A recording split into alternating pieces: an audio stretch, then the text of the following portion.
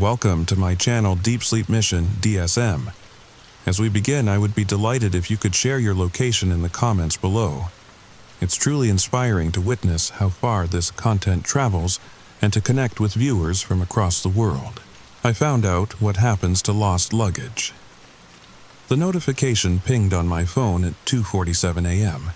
Delta Airlines regretted to inform me that my luggage had been misplaced. I stared at the screen through bleary eyes, still half asleep in my cramped Denver hotel room. 37 hours. That's how long my suitcase had been missing since I landed at Denver International Airport. You know what's funny? We trust airlines with our entire lives packed into fabric boxes. Wedding dresses, family photos, that lucky baseball mitt from Little League. We hand them over at the counter and just hope. But where do they really go when they disappear? Where do they really go? My name's Marcus Chen, and last week I got a job offer I couldn't refuse. Senior data analyst at a logistics company called Tracepoint Systems. They specialize in tracking lost items for major corporations, insurance companies, airlines, the works. The pay was incredible. The benefits, even better. There was just one catch. The office was located in a restricted area of Denver International Airport. If you're still listening, good. Because what I found in that place will make you think twice before checking another bag. Hit subscribe if you want to hear more stories like this. Trust me, you'll want to hear how this ends. The story begins now. The morning after getting that notification, I decided to head to the airport early. My new job didn't start until Monday, but something about that lost luggage message wouldn't let me sleep. Maybe it was the wording. Not delayed, not rerouted, just misplaced. Denver International Airport sprawls across 53 square miles of Colorado prairie. Most people know it for the weird murals and the blue horse with glowing red eyes that supposedly killed its creator.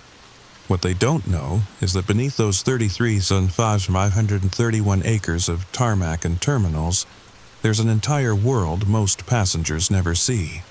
I parked in the employee lot at 6:23 a.m.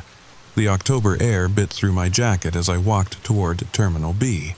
My new boss, a woman named Janet Holloway, had sent me an access badge via overnight mail. For orientation purposes, her email had said. The badge felt heavier than it should have in my pocket. The lost luggage counter sat tucked between a Starbucks and a Hudson News. A tired-looking woman with graying hair and thick glasses barely glanced up when I approached. "Hi, I'm looking for my suitcase.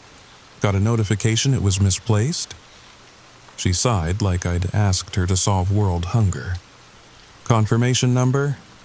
I rattled it off. She typed with 2 fingers, squinting at her ancient monitor. Then she paused. Her fingers stopped moving. She looked at me. Really looked at me for the first time. "You're Marcus Chen?" "Yeah?" She glanced around nervously, then leaned forward. "Your bag's been flagged for special handling. You'll need to go to lower level C, door 47B. Take the service elevator past gate 23. Special handling? What does that mean? But she was already helping the next customer, refusing to meet my eyes. Lower level C wasn't on any airport map I'd ever seen. The service elevator had buttons for arrivals, departures, maintenance, and 3 unmarked sublevels. I pressed C. The elevator descended far longer than it should have. My ears popped twice. When the doors opened, I stepped into a concrete corridor lit by flickering fluorescents. The air smelled like rubber and something else, something sweet and chemical. Doors lined both walls, labeled with numbers and letters that made no sense. 12F, 38K, 91A. No pattern. No logic. Door 47B sat at the end of the hall. A simple metal door with a card reader. I held my breath and swiped my new employee badge. The lock clicked open. Inside was an office that looked like it belonged in 1987. wood paneling, thick brown carpet, a desk with an actual rotary phone. And behind that desk sat Janet Holloway, even though I wasn't supposed to meet her until Monday. "Marcus, you're early. Good, that shows initiative." Janet was maybe 50, with steel gray hair pulled back in a bun so tight it stretched her face. Her smile didn't reach her eyes.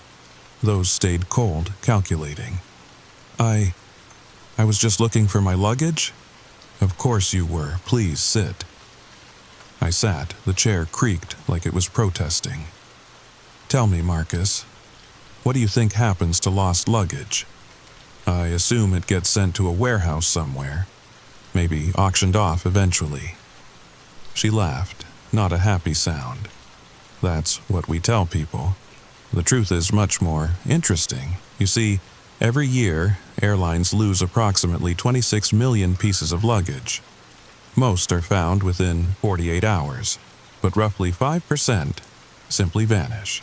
That's over 1 million bags, 1.3 million to be precise, and they all come here. To Denver? To facilities like this one. We have 7 across the country. Denver handles the western region." She stood, smoothing her skirt. "Would you like to see where your bag ended up? Every instinct told me to leave, to make an excuse and get back to the normal world of overpriced coffee and delayed flights. But I needed this job, and honestly, I was curious. Lead the way." Janet led me deeper into the facility. The corridors grew wider, the ceilings higher. We passed workers in navy jumpsuits pushing carts loaded with suitcases. None of them looked up. None of them spoke. "We process approximately 3,000 pieces daily," Janet explained as we walked. "Each one is cataloged, scanned, and sorted according to our proprietary system." "Sorted how?" "You'll see." We stopped at a freight elevator large enough to hold a small plane. Janet inserted a key and turned it 3 times. The doors opened to reveal an operator. An actual elevator operator, like something from an old movie. He was ancient, with clouded eyes and liver-spotted hands. "Processing floor," Janet said. He nodded and pulled a lever. We descended and descended and descended. My phone lost signal after the first minute. After the second, I started to feel the weight of all that earth and concrete above us. "How deep are we going?" "Deep enough," Janet said. The elevator finally stopped. The doors opened to reveal a city. That's the only way to describe it. A vast underground space, maybe 10 stories high, stretching out farther than I could see. Conveyor belts crisscrossed the air like highways. Mountains of luggage rose like skyscrapers. And everywhere, workers sorted through the endless stream of bags. "Welcome to Processing Center 7, Janet said. "The largest lost luggage facility in North America. This is incredible. Why isn't this public knowledge? People get upset about lost luggage. Imagine how they'd feel knowing we have an entire underground city dedicated to it. Better to let them think it's all incompetence and bad luck." She led me onto a metal catwalk overlooking the main floor. The sound was overwhelming, conveyor belts grinding, bags tumbling, and underneath it all, a rhythmic thumping like a massive heartbeat. "What's that sound?" "The furnaces. Some items can't be returned or resold. They have to be destroyed." "Furnaces? For luggage?"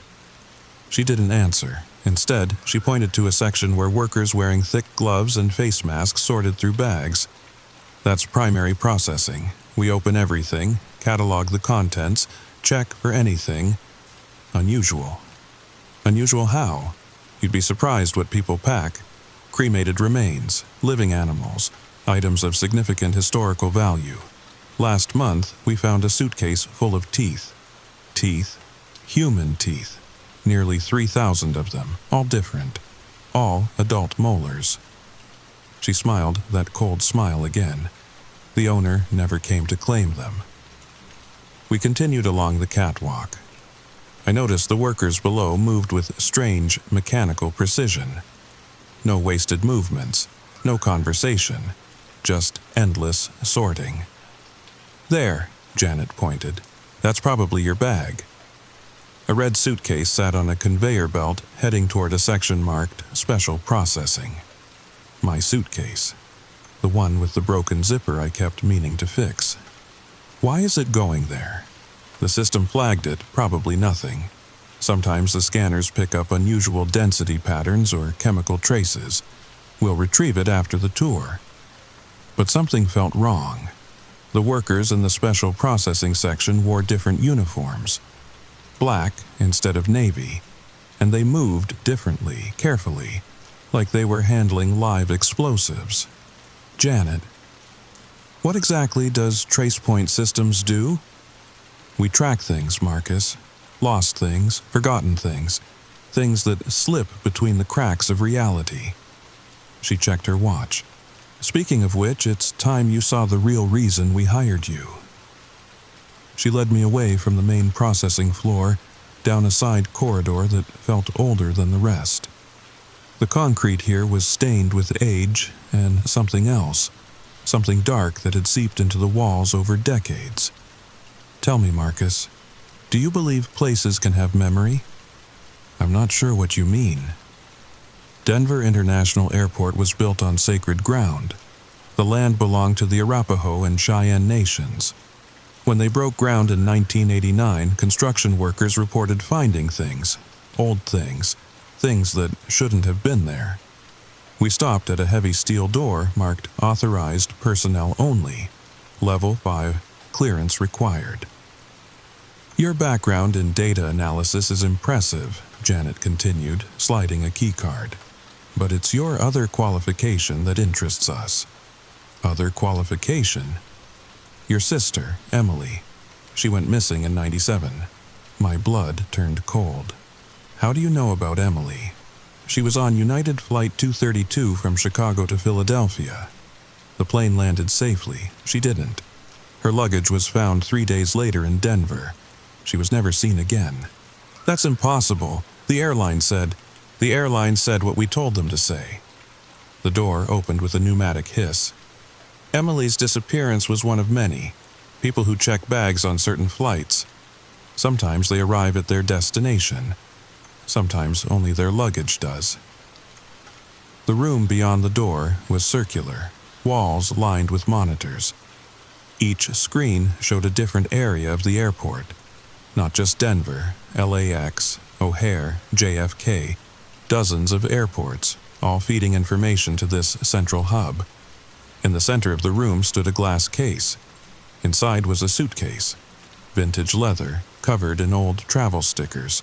Paris, London, Prague, cities I recognized and some I didn't. Cities that maybe didn't exist anymore, or never existed at all. "The first one," Janet said reverently, "found in 1959 at the old Stapleton Airport. The passenger manifest showed no owner. The flight it arrived on never existed, but the suitcase was there waiting on the carousel.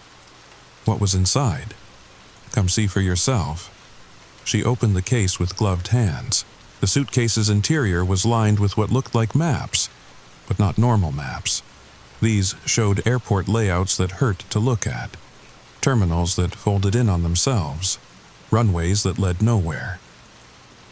And at the center of each map, the same symbol, a spiral that seemed to move when you weren't looking directly at it. We found 1,437 similar suitcases over the years, always empty except for the maps, always arriving on flights that don't exist, and always tagged for the same destination. She pointed to a faded luggage tag. The writing was in no language I recognized, but somehow I could read it. Terminal. "That's why you're here, Marcus. Your sister didn't disappear. She arrived early. And now, with your help, we're going to find out where she went." The monitors around us flickered. For just a moment, I saw something impossible. Emily, standing in an airport that couldn't exist, pulling a red suitcase with a broken zipper. My suitcase. "Janet, what happens to the lost luggage? Really?" She smiled. This time it reached her eyes. They were completely black. "Oh, Marcus, the luggage isn't lost. It's bait, and you just took it." The room started spinning. No, not spinning. Folding. The monitors bent inward, showing impossible angles of airports that violated every law of physics. I stumbled backward, but Janet caught my arm with surprising strength. "Don't fight it. The transition is easier if you accept it." "Transition to what?" "To where all lost things go. Where they've always gone. The space between destinations. The terminal that exists in every airport but appears on no map." The walls dissolved. I was standing in an airport concourse that stretched forever in both directions. The architecture was wrong. Pillars that supported nothing. Escalators that went sideways. Gates numbered in symbols that hurt to look at. And the people. Thousands of them. Wandering the eternal terminal with vacant eyes, pulling luggage behind them. Some looked fresh, like they'd just arrived. Others were faded, translucent, like old photographs left in the sun. "Emily!" I called out, but my voice was swallowed by the ambient noise of a million departure announcements in languages that predated human speech.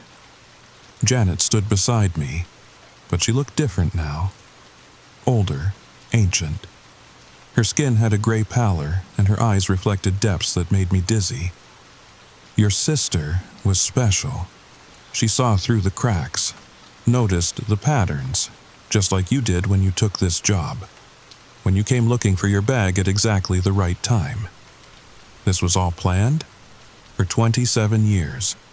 Ever since Emily arrived here and told us about her brother. The data analyst who would one day have the skills to map the unmappable. To find patterns in the chaos of lost things. I ran, pushed past the wandering souls and their eternal luggage. But every corridor led back to the same place. Every gate opened onto the same infinite concourse. "There's no escape," Janet called after me. "This is Terminal Infinity, the place between places. Every piece of lost luggage passes through here. Most continue on to their destination, but some carry special cargo." I found myself back where I started. My red suitcase sat on the floor, zipper broken as always. But now it was moving, breathing. "Open it," Janet commanded. I knelt down. My hands shook as I pulled the zipper. Inside was nothing. A void that went down forever. And rising from that void, a hand. Emily's hand, still wearing the friendship bracelet I'd made her when we were kids. "Marcus?" Her voice came from impossible depths.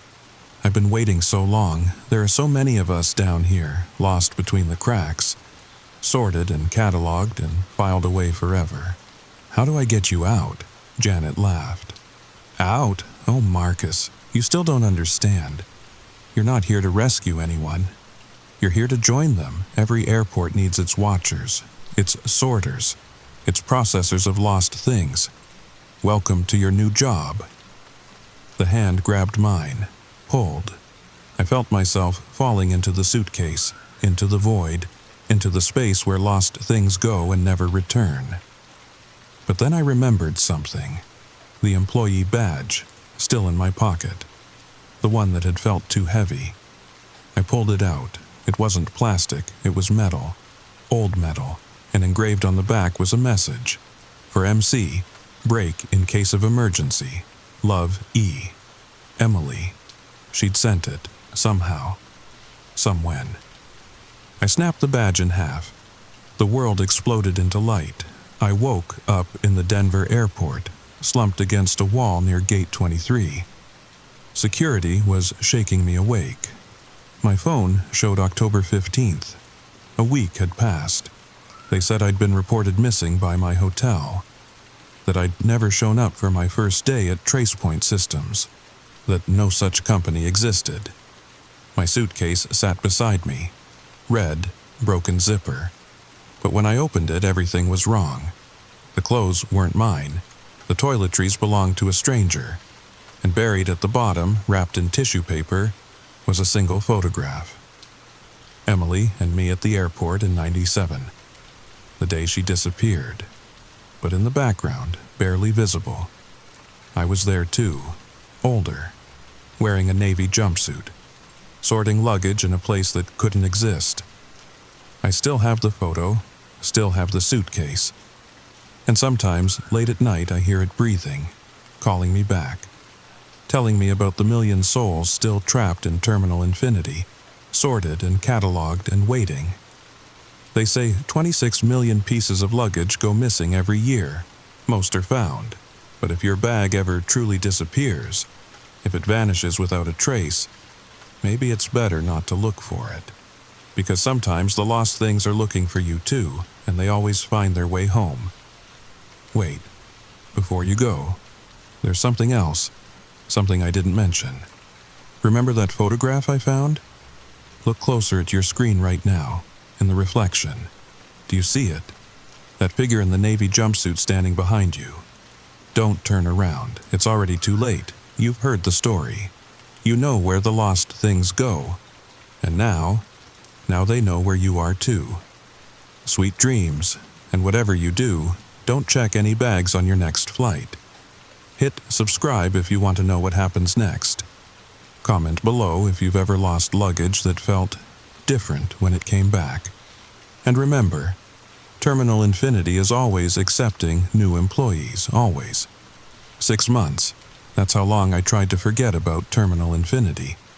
6 months of therapy sessions where I told Dr. Patricia Reeves about stress-induced hallucinations and work anxiety. 6 months of sleeping pills that didn't work and jumping every time I heard a suitcase wheel squeak across pavement. But you can't unknow what you know. Can't unsee what you've seen. The nightmares started in December. Always the same.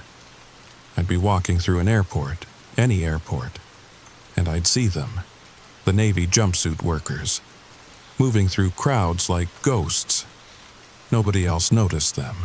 Nobody else saw how they'd pause at certain gates, checking lists that materialized from nowhere, marking names with pens that wrote in no earthly ink. Then came the mail, January 3rd, a package with no return address. Inside, a single item, a luggage tag, the kind they stick on your bag at check-in. But this one was blank except for a date, January 15th, and a flight number, UA 1437. I looked it up, United Airlines Flight 1437, Denver to San Francisco, departing at 11:23 p.m. I wasn't going to go. Threw the tag in the trash. Burned it, actually. Watched the plastic melt and curl in my fireplace, but the next morning, it was back on my kitchen counter. Pristine. Waiting. January 15th came faster than it should have. Time does that when you're dreading something. Accelerates. Compresses. Suddenly, I was standing in Denver International again, looking at the departure board. UA 1437. On time. Gate B23. The same gate where I'd woken up 6 months ago. You came back. I turned. A little girl, maybe 10 years old, stood behind me. She wore a dress that belonged in the 1960s and pulled a small pink suitcase covered in flower stickers. Her eyes were too old for her face. Do I know you? Not yet, but you will. We all know each other eventually. In Terminal Infinity, there's nothing but time. You're one of them, the lost ones. She smiled. Adult teeth in a child's mouth. Lost is such a simple word. We prefer displaced, sorted into the wrong reality, filed under incorrect dimensions. What do you want? It's not what I want, it's what you want. You've been looking for your sister, really looking. The kind of looking that opens doors that should stay closed. She pulled out a boarding pass, handed it to me. My name was printed on it, but the destination was just that symbol again. The spiral that moved. Flight's boarding, she said. Better hurry. They don't like it when passengers are late. I looked at the gate. The door was open, but beyond it, Beyond it wasn't a jet bridge, it was a staircase, going down. The same flickering fluorescent lights I remembered from the service elevator. If I go down there, you'll find her. Emily's been waiting. She has so much to show you. So much to explain about the real purpose of airports, about why humans built them on confluence points, about what's really being transported in all those metal tubes crossing the sky. Other passengers walked past us toward the gate, but they weren't getting on a plane to San Francisco. I could see it in their eyes, that vacant look. They were going elsewhere. She sent me another message, the girl continued. Said to tell you about Cleveland. My heart stopped. What about Cleveland? March 8th, 1987. Your family vacation. The hotel by the lake. You were 7, Emily was 5. You made a promise. Do you remember what you promised? I did. God help me, I did. Emily had been scared of flying, terrified, and I'd held her hand and promised. That you'd never let her get lost, the girl finished.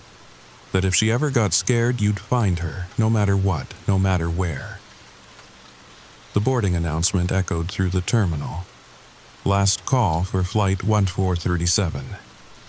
This is your chance, Marcus, to keep that promise, to understand why some people vanish and only their luggage remains, to learn the truth about the spaces between spaces, the terminals between terminals. I took a step toward the gate, then another. Each step felt like falling, like gravity had shifted, pulling me toward that impossible staircase. But then I saw something else, someone else, a janitor pushing a cart full of cleaning supplies.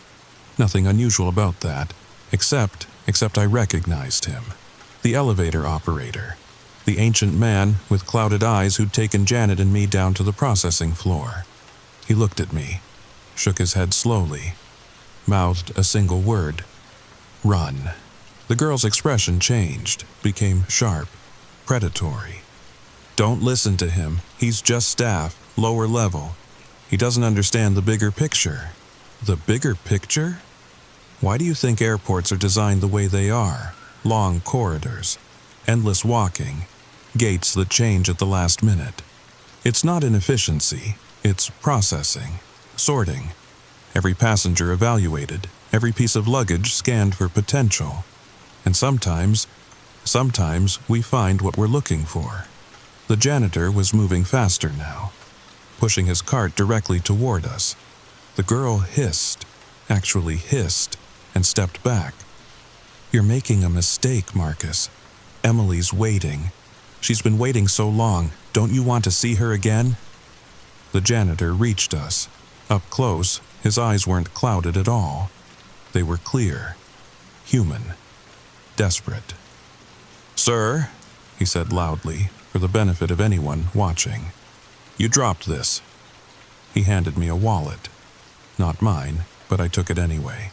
Inside, tucked behind a stranger's driver's license, was a note. Staff, bathroom. Now, E. Emily. My hands shook. The girl saw the note. Her face contorted into something that wasn't quite rage, wasn't quite hunger, was something worse than both. Clever little Emily, still fighting, still resisting. But she can't hide forever. None of them can. The boarding door began to close. The passengers who'd walked through were gone, not just through the doorway. Gone, like they'd never existed at all. Last chance, Marcus. Walk away now, and you'll never find her. Never know what happened. Never understand why airports feel the way they do. Why they're all wrong. Why they're all feeding grounds, the janitor whispered. That's enough, creature. He's not taking your bait. The girl laughed. The sound was like luggage falling down an endless staircase. Bait! Oh, Walter! Sweet, simple Walter. He is the bait. He's always been the bait. Ever since Emily told us about her brilliant big brother. The one who sees patterns, who solves puzzles, who can map the unmappable. She turned back to me. Do you want to know the truth, Marcus? About what airports really are? About what's being transported alongside your vacation clothes and duty-free purchases? I did. God help me, I did. But Walter, the janitor, grabbed my arm. The bathroom, now, before they send worse than her. We ran, through crowds of oblivious travelers, past shops selling overpriced neck pillows and magazines nobody reads. The girl didn't follow, didn't need to. I could feel her smile burning into my back. The staff bathroom was tucked between a Panda Express and a charging station. Walter produced a key, and we ducked inside. He locked the door, then did something strange. He pulled out a piece of chalk and drew a symbol on the back of the door. The spiral, but reversed, mirror image. That'll hold them, for a few minutes anyway. He turned to me. Your sister's been causing quite a stir down there. 6 years of sabotage. 6 years of saving people like you, people who come looking for lost loved ones. She's alive? Alive is complicated. She exists. She remembers. She fights. That's more than most can say after 2 decades in terminal infinity. He pulled out a phone. Not a smartphone. An old flip phone. The kind that shouldn't even work anymore. She can only surface for moments, only when the conditions are right. But she wanted me to give you this. He handed me the phone. It rang immediately. Unknown number. I answered. Marcus? Emily's voice, older, tired, but unmistakably her. Em, where are you? How do I get you out? You don't. Not yet. Maybe not ever. But that's not why I called. I need you to listen, really listen. Terminal infinity isn't just where lost luggage goes. It's where lost people go. The ones who fall between the cracks, who disappear between point A and point B. I don't understand. Every year, thousands of people board planes and never arrive. Oh, their bodies do. But something essential gets misplaced, filed in the wrong reality, and something else takes their place. Something that looks like them, acts like them, but isn't them. My mouth went dry. How many? More every year. That's why I need you to do something for me. In my apartment. You still have the key, right? Bottom drawer of my desk. There's a red notebook. Everything I discovered before I disappeared is in there. Who to trust, who to avoid, how to spot the replaced ones. Emily, I can get you out. There has to be a way. Maybe, but not today. Today, you need to run, get the notebook, learn what I learned, and whatever you do, whatever happens, don't trust anyone who works for an airline. Any airline. They're all connected, all feeding the same system. Static filled the line. When it cleared, Emily's voice was different. Strained, frightened. They found me. Marcus, they found me. Remember Cleveland, remember what you promised. And remember, the luggage isn't lost. It's bait. It's all bait. For people like us. People who notice. People who question. People who... The line went dead. Walter took the phone back. She's strong, your sister. Stronger than most. But she can't keep this up forever. Terminal infinity breaks everyone eventually. Then I'll break terminal infinity first. He laughed, bitter, sad. That's what they all say. That's what I said. 30 years ago when my wife disappeared on a flight from Boston to Seattle. But you can't break something that exists in the cracks, something that feeds on the lost and misplaced. All you can do is resist. A bang on the door, then another. The chalk symbol began to smoke. Out the window, Walter said. Employee parking lot. Blue Honda Civic. Keys are in the visor. Get to Emily's apartment. Get the notebook. Learn what she learned. And Marcus? Yeah? When you fly, and eventually you'll have to fly, never check a bag. Ever. Carry on only. The luggage is how they mark you, how they sort you, how they decide who stays and who goes to terminal infinity. The door splintered. Through the cracks, I saw impossible things. corridors that shouldn't exist, conveyor belts carrying more than luggage, and eyes, so many eyes, all looking for me. I dove through the window. The next few hours blurred together, the blue Honda Civic exactly where Walter said. The drive to Emily's apartment in Capitol Hill. The key still on my keyring after all these years. The notebook exactly where she said it would be. I sat on her dusty couch and read, page after page of observations. Diagrams of airport layouts with sections that appeared on no official map. Lists of flights that existed in reservation systems but never appeared on departure boards. Names of people who'd vanished. Hundreds of names. Thousands. And patterns. God, the patterns. Every missing person had checked luggage. Every single one. And their bags always turned up in Denver, or Chicago, or Atlanta, or one of the other hub airports. Always tagged for special handling. Always containing something that shouldn't be there.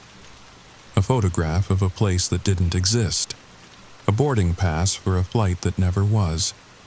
A piece of clothing that belonged to someone who'd disappeared years before.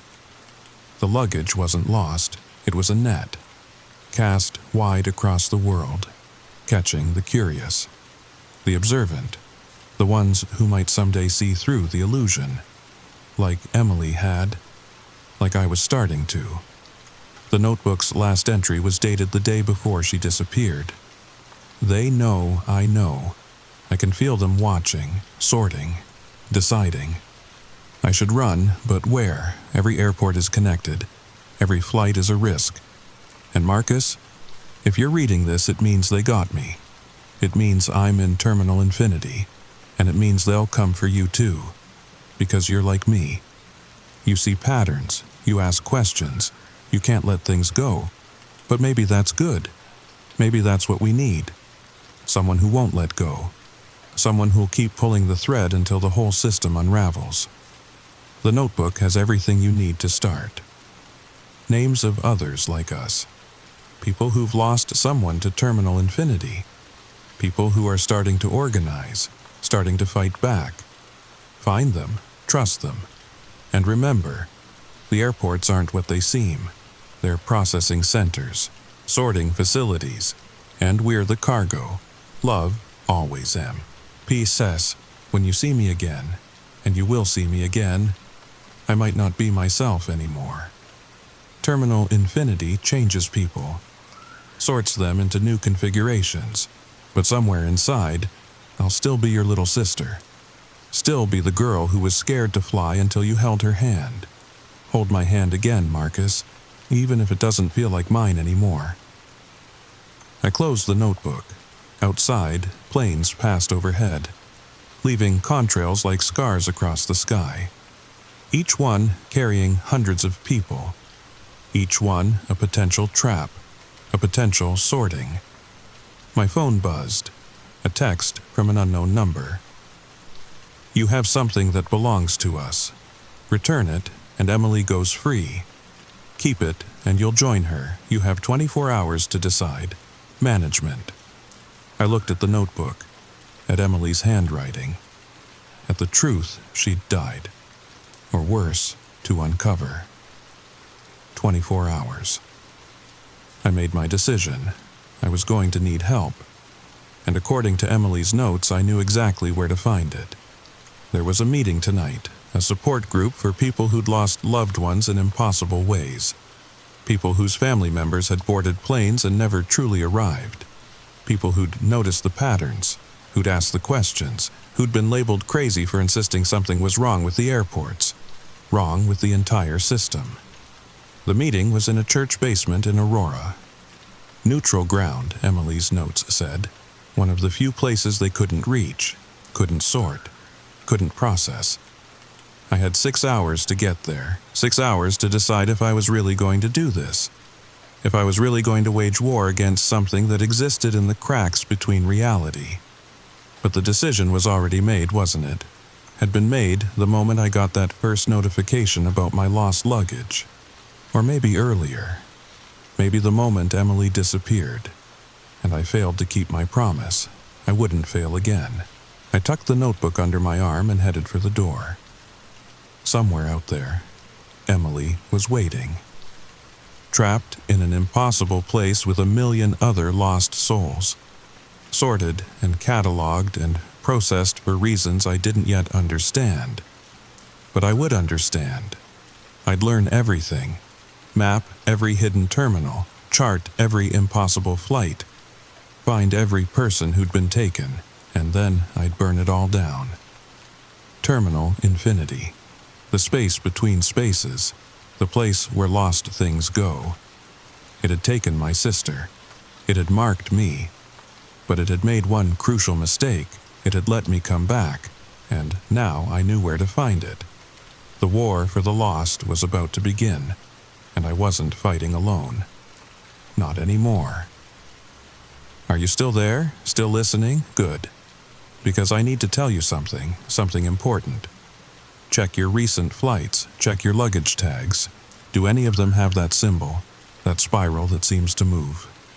If they do, if you've been marked, find us. We're out here, the ones who've lost people to terminal infinity, the ones who are fighting back. Comment below if you've noticed anything strange about airports lately, if you've seen the workers in Navy jumpsuits, if your luggage came back different, if someone you know boarded a plane and came back wrong. We need to know. We need to map the patterns. We need to find them all before they find us. Subscribe for the next part of this story. Share it with anyone who's ever lost someone in impossible ways. And remember, the airports are watching, the terminals are hungry, and somewhere in the spaces between, they're sorting us all. Story number 2. The worst part isn't finding them. The worst part is that they're always different, and they're always counting down.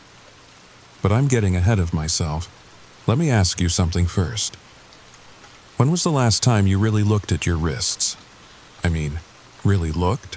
Not just a glance at your watch or to check if that bruise from bumping the kitchen counter has faded. I'm talking about studying every line, every mark, every tiny detail that wasn't there when you went to sleep.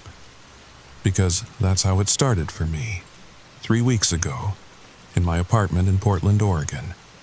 The same apartment where I'm recording this right now, hoping someone out there might have answers. If you're listening to this in bed, maybe check your wrists, just to be safe. All right, the story's starting now. The morning it began was a Tuesday. I remember because my neighbor Mrs. Chen always waters her plants on Tuesday mornings, and the sound of her humming through the thin walls usually wakes me before my alarm. But that morning, silence. Complete silence. My eyes opened to gray Portland light filtering through my bedroom curtains. 6:47 a.m., 13 minutes before my alarm. I stretched, yawned, and froze. There was something on my left wrist. 3 small stamps, like the kind you get at concerts or county fairs. But these weren't smiley faces or paid marks. They were numbers. Simple, black, slightly smudged numbers. 7, 6, 5. I rubbed at them, nothing. I licked my thumb and tried again. The ink didn't even fade. My heart started doing this weird flutter thing it does when I drink too much coffee. Except I hadn't had any yet. What the hell? I whispered to my empty bedroom.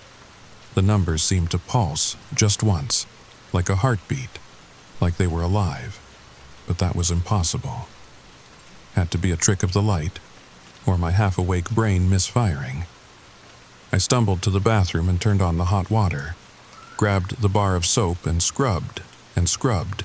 My skin turned red, then raw, but those numbers stayed perfect, like they were printed under my skin instead of on it. 7, 6, 5, in the mirror. My face looked wrong, not different. Just wrong. Like when you say a word too many times and it stops making sense. I was still me, brown hair sticking up at weird angles, stubble that needed addressing, green eyes that usually looked tired but now looked Haunted? Get it together, Connor, I told my reflection. It's just ink. Weird ink. Strong ink. You probably did something stupid last night and forgot. But I hadn't. I knew I hadn't. My evening had been Netflix and leftover Thai food, a chapter of that Lighthouse book, texts with my sister about Mom's birthday next month. Boring, predictable, safe. My phone buzzed from the bedroom. A text from my roommate, Jake. Dude, you up? Coffee's ready. Also, weird question, but did you go out last night? I hadn't. I'd been in bed by 10. Reading some thriller about a woman who inherits a haunted lighthouse. Normal Tuesday night for a 28-year-old database analyst who'd given up on Portland's dating scene. I threw on yesterday's t-shirt and headed to the kitchen. Jake was there, Portland Timbers mug in hand, looking at me with this expression I couldn't read. "Morning," I said, trying to sound normal. "Why'd you think I went out?" He gestured at my wrist with his coffee. "The stamps, man. Must have been a good night if you don't remember getting them." My stomach dropped. "You can see them?" Yeah? Kind of hard to miss." He laughed, but it sounded forced. Like someone had told him laughing was appropriate here, but hadn't explained why. "Though I've never seen a club use just numbers before. Usually it's like a logo or something." I looked down at my wrist again. Still there. Still impossible. "Jake," I said slowly. "I didn't go anywhere last night. I was here, reading. You literally saw me brush my teeth at 9:30. His smile faded, but not in a normal way. It was like watching ice melt in reverse, freezing harder. "Then where'd you get the stamps, Connor?" "I don't know. I woke up with them." He set down his mug. The sound was too loud in the quiet kitchen. "That's not how stamps work." "I know that's not how stamps work." The words came out sharper than I intended. "Sorry, I'm just freaked out." Jake studied me, really studied me, like I was code he was trying to debug. We'd been roommates for 2 years, friends for longer, but I'd never seen him look at me like this, like I was a stranger, like I was dangerous. "Maybe you should take the day off," he said finally. "Sleep it off, whatever this is." "Yeah, maybe." He grabbed his gym bag and headed for the door. Stopped with his hand on the knob. "Connor, those numbers, they're not random, are they?" I wanted to lie. Wanted to say, of course they're random. What else would they be? But something in his voice stopped me. "No," I admitted. "They're counting down." He nodded like that made perfect sense. Like countdown stamps were a normal Portland Tuesday occurrence. Try not to reach 0. And then he was gone. The rest of that day passed in a blur.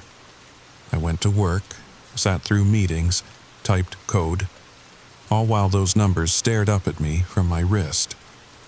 I wore long sleeves even though the office ran warm. Didn't want to deal with questions, but I couldn't stop looking. Every few minutes, pulling back my sleeve just enough to check. Still there, still counting, something. 7, 6, 5. My coworker Priya caught me checking once. "Hot date tonight?" she asked, misreading my sleeve adjustment. "Something like that," I mumbled. "About time. You've been hermit mode for months." She leaned against my cubicle wall. "Where'd you meet them?" "I didn't. It's complicated." She laughed. "Isn't it always? Well, good luck. You deserve something good, Connor." I wanted to tell her, wanted to show her the numbers and ask if she'd ever heard of anything like this. But Jake's reaction kept replaying, the way his whole demeanor had shifted. Like seeing the stamps had changed how he saw me. During lunch, I sat in my car and Googled everything I could think of. Mysterious stamps appearing on skin. Numbers on wrist meaning. Portland stamp mystery. Nothing useful came up. Just tattoo removal ads and numerology websites. I even drove past a few clubs on my way home. The Roseland, Dante's, the Crystal Ballroom. Asked the bouncer at Roseland if they'd used number stamps recently. He looked at me like I'd asked if they accepted payment in seashells. We use wristbands, man. Have for years. Stamps are old school. But if you did use stamps, would they be numbers? He took a step back. Something in my voice, my eyes. The desperate edge that comes from impossible things being undeniably real. You good, brother? Need me to call someone? No, I'm fine. Thanks. I wasn't fine. I was the opposite of fine. I was marked by something I didn't understand, counting down to something I couldn't imagine, and absolutely certain that whatever came at zero wouldn't be good. By the time I got home, the sun was setting behind the West Hills. Jake was out, probably at his CrossFit class. The apartment felt too quiet. Even Mrs. Chen's TV was silent through the wall. I knocked on her door. Needed normal human interaction. Needed to pretend everything was okay. No answer. Mrs. Chen, it's Connor from next door. Just checking if you need anything from the store. Still nothing, which was weird. She never went out in the evenings. Bad hip. Worse attitude about Portland drivers. I tried the doorknob, locked, of course. What had I been thinking? That I'd just walk into my elderly neighbor's apartment because she didn't answer? But something smelled wrong. Like roses. Too many roses. Funeral roses. Mrs. Chen? I knocked harder. If you're in there, if you're okay, just make a noise, please. A sound, faint. Could have been the building settling. Could have been my imagination. Could have been. She's part of it now. I spun around. A kid stood in the hallway, maybe 12, maybe younger, wearing pajamas with dinosaurs on them. I'd never seen him before. What did you say? Mrs. Chen. She had numbers too. Started at 15. Lasted longer than most. He tilted his head. Studied my covered wrist like he could see through fabric. You're at 7. That's average. My mouth was desert dry. How do you know about the numbers? Everyone knows. Everyone who matters. Everyone who's been marked. He smiled. No. His mouth moved in the shape of a smile, but his eyes stayed flat, dead. We watch. We wait. We welcome the new ones home. You're just a kid. Was a kid. Timothy Marsh. Disappeared in 1987. But disappear's the wrong word. I'm right here, always here, part of the city now. He started fading, becoming translucent. Tell Mrs. Chen's daughter her mom says hello. When you see her. When you're like us. And then he was gone. Not walked away. Just gone. I stood in that hallway for a long time, staring at the space where an impossible child had delivered an impossible message. The rose's smell was stronger now, coming from Mrs. Chen's apartment, from my apartment, from the walls themselves.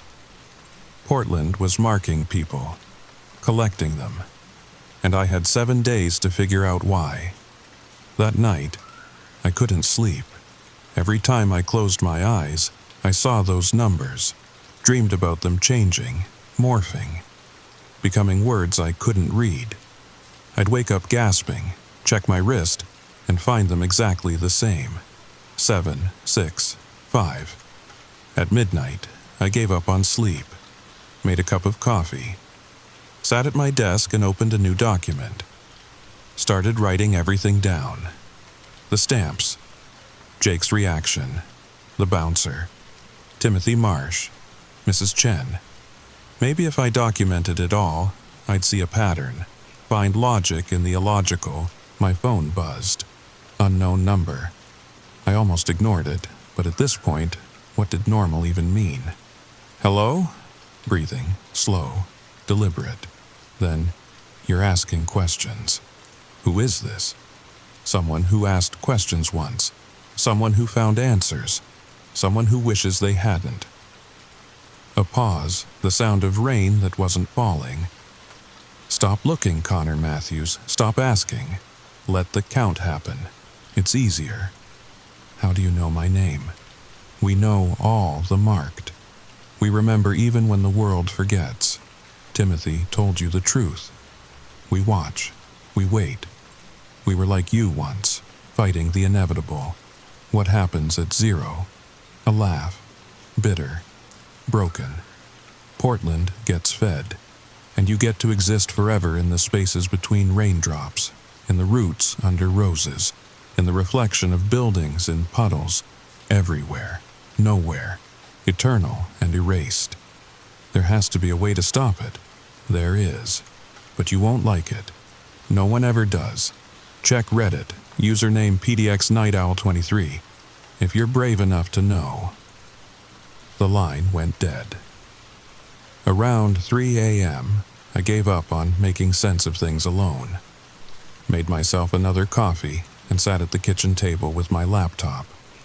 If Google couldn't help, maybe Reddit could. I created a throwaway account and posted in r-portland and r-ICR unresolved mysteries. Woke up with stamp numbers on my wrist. No memory of getting them. Anyone else experiencing this? Within minutes, I had a response. Username, PDXNightOwl23. Check your other wrist. My hands were shaking as I pushed up my right sleeve. Nothing. Just normal skin. Freckles from too many summers. A small scar from when I tried to learn skateboarding at 25. I typed back. Nothing there, just the left. Why? PDXNightOwl23. That's how it starts. Left wrist first, the count. The count of what? PDXNightOwl23. Days, you have 7, don't you? 7, 6, 5. Classic Portland welcome. My coffee mug slipped, hit the floor, shattered. Brown liquid spread across the linoleum like blood. Days until what? I typed frantically. PDXNightOwl23. Until the city claims you. Until you become part of its story, part of its hunger. I had 9 days, made it to 3 before I found the way out. Tell me, please. PDXNightOwl23. Come to the Pearl District. Corner of End Out to 10th and Everett. Midnight tomorrow. Come alone. Trust no one who can't see the numbers. And Connor? Don't let them know you're looking for answers. The absorbed don't like when food fights back. How do you know my name? The user had deleted their account. I stared at the screen, at the broken mug, at the coffee seeping into the cracks between tiles. The apartment felt smaller, tighter, like the walls were breathing. In the distance, I could hear humming, soft, melodic. It sounded like Mrs. Chen, but Mrs. Chen was gone. Part of it now, whatever it was. I cleaned up the coffee, put the broken pieces in the trash, tried to pretend my hands weren't shaking, tried to pretend I wasn't counting hours until midnight tomorrow. 21 hours. One meeting, maybe my only chance. I just had to survive until then. Wednesday morning arrived with rain. Proper Portland rain. The kind that doesn't pour, but persists, seeps into everything. Makes the whole world feel damp and close. I checked my wrist before I even opened my eyes fully. The numbers had changed. 6, 5, 4. No. I sat up so fast my vision went sparkly at the edges. Rubbed my eyes. Looked again. 6, 5, 4. They'd shifted down, like a countdown. Like PDXNightOwl23 had said, days. But something else was different. The numbers looked deeper, darker, like they were sinking into my skin, becoming part of me rather than just marking me. I called in sick to work, told my manager I had food poisoning. Wasn't entirely a lie. My stomach was churning like I'd eaten bad sushi, but it was fear, not fish, making me nauseous. "Feel better, Connor," my manager said. "Take tomorrow too if you need it." Tomorrow, day 5. Would I even be here tomorrow? Would I be me? Jake knocked on my door around 8. "You okay, man? Heard you dropped something last night." "I'm fine," I lied through the door. "Just a stomach thing. There's Gatorade in the fridge if you need it. And hey, those stamps wash off yet?" I looked at my wrist. The numbers seemed to pulse with my heartbeat. "Still working on it. Maybe try acetone, or I don't know. That heavy-duty stuff mechanics use." His voice was different, careful, like he was reading from a script. "Anyway, hope you feel better. I'll be at work late, big project deadline." After he left, I did something I hadn't done since college. I called my mom. "Connor, what a nice surprise. How's Portland treating you?" Her voice was warm, familiar, safe. For a second, I almost told her everything. Almost said, "Mom, I'm scared. Something's wrong. Can you come get me?" Like I was 8 years old again, waking from a nightmare. Instead, I said, "Good. Just wanted to hear your voice." We talked about nothing. Her book club, Dad's new obsession with pickleball, my sister's pregnancy, normal things, real things, things that made sense. "You sound tired, sweetie," she said after a while. "Are you taking care of yourself?" "Yeah, Mom, just work stuff. You know how it is." "I do, but remember, no job is worth your health, physical or mental." If only she knew. When we hung up, I felt worse somehow, like I'd moved further from the regular world. The world where stamps came from bars and parties, not from nowhere, not from dreams. I spent the morning researching Portland history, urban legends, disappearances. Found more than I expected, way more. Portland had a higher than average missing persons rate, not alarming enough to make national news, but consistent, and the patterns were weird. People didn't disappear from dangerous areas or during crimes. They just stopped existing. Their apartments would be rented to new tenants who swore they'd always lived there. Their jobs filled by employees who'd been here for years. Their social media profiles vanishing like they'd never existed. And always, someone would mention seeing them around the city. Just glimpses. In reflections. In shadows. In the rain.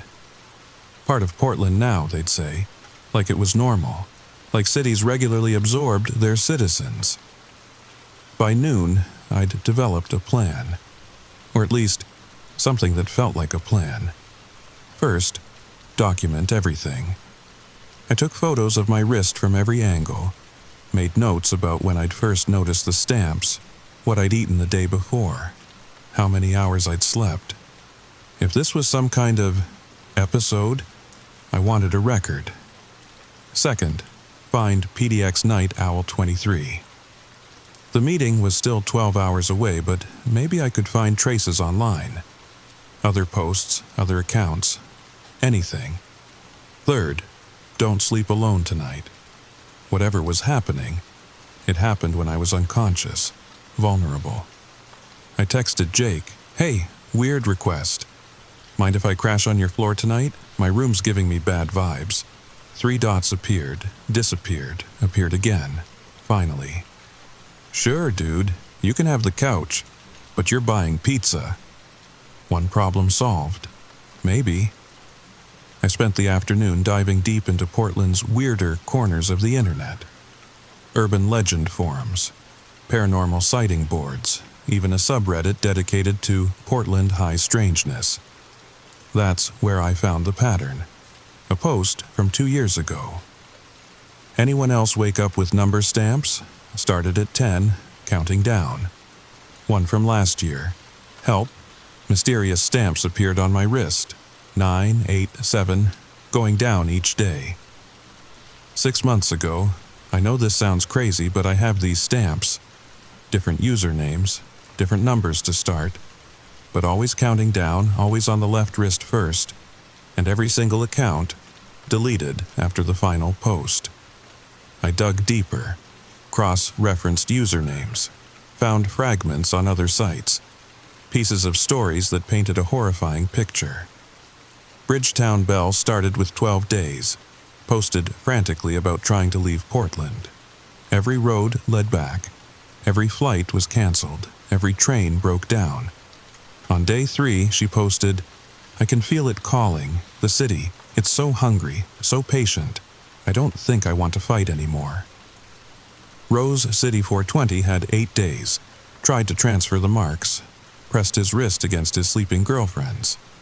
The numbers wouldn't move, wouldn't spread. "It chose me," he wrote.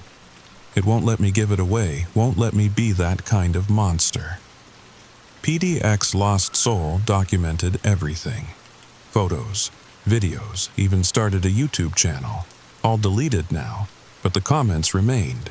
People talking about watching him fade in real time, becoming translucent in his final video. His last words barely audible. "I understand now. Portland doesn't take us. We become it.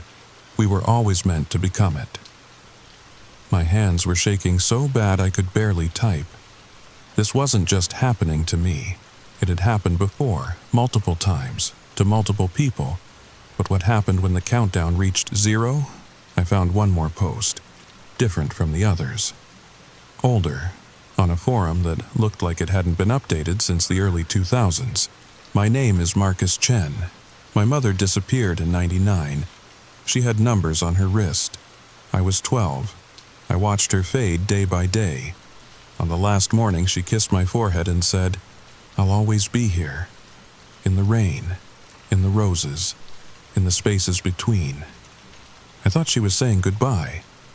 I think now she was saying hello to what she was becoming.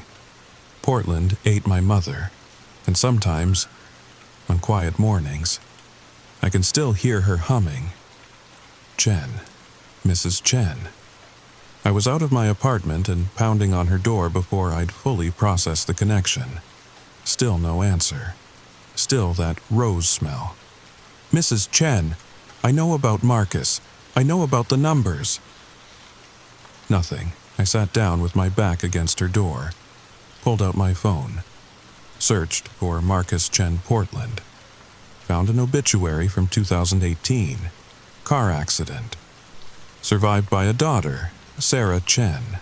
The same Sarah who'd helped me move furniture last spring, who'd made perfect snickerdoodles, who worked at a coffee shop downtown. I had to find her, had to warn her, had to... She already knows. I looked up. Jake stood at our apartment door. But something was wrong with his face. His features kept shifting, like he couldn't remember exactly what he was supposed to look like. Jake? Jake's at work. Jake's at the gym. Jake's wherever you need him to be to feel safe. He smiled with too many teeth. "But I needed to check on you. Make sure you're not doing anything inadvisable. Who are you?" "I'm Jake. I've always been Jake. Your roommate for 2 years, your friend, your anchor to normal." His form solidified, became the Jake I knew. "And I'm going to stay Jake until you don't need normal anymore, until you're ready to let go. You're one of them, the absorbed." Such ugly words. "We prefer residents. We've always been here, Connor. In every building, every street, every drop of rain, Portland made us and we made Portland. It's a beautiful symbiosis." I stood slowly, kept my back to Mrs. Chen's door. Why mark people? Why the countdown? Every city needs stories, needs lives to feed its growth. Some cities take them violently. Earthquakes, floods, disasters. Portland prefers a gentler approach. We choose our additions carefully. People who see too much, feel too deeply, love this city despite themselves. He stepped closer. "People like you, Connor. You've been ours since you arrived. The marks just make it official. I won't let you take me." "Take you?" He laughed. Jake's laugh, but wrong. "Oh, Connor, we're not taking anything. We're giving you everything. Immortality, purpose, a chance to be part of something greater than your small, frightened life. By erasing me? By making everyone forget? They don't forget. They just remember differently. Remember you as part of the city instead of separate from it. It's really quite beautiful." He reached for my wrist. I jerked back. His hand passed through where mine had been. And for a second I saw him as he really was. Not Jake. Not human. Something made of rain and concrete and roses and hunger. Something vast and patient and terrible.